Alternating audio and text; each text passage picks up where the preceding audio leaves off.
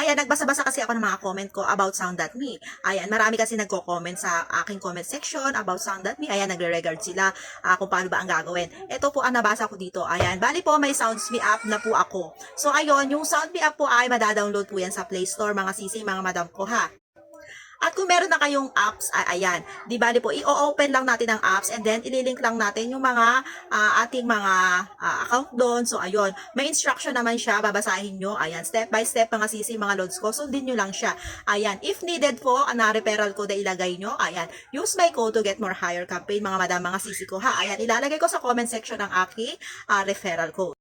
Yung referral code naman mga sisi ko ay no need to invite po bago maka-withdraw. Ayan, kahit hindi po kayo mag-invite, ayan, kikita na rin po kayo kay Sound.me gamit ang mga campaign na ibibigay sa inyo. Yung referral code po ay kikita lang po kayo sa 3 months po na invite nyo. Ayan, kikita kayo sa 3 months per invite nyo. Ayan, 10% din po yun, sayang diba? Kaya naman, pilitin din natin na maka-invite din tayo.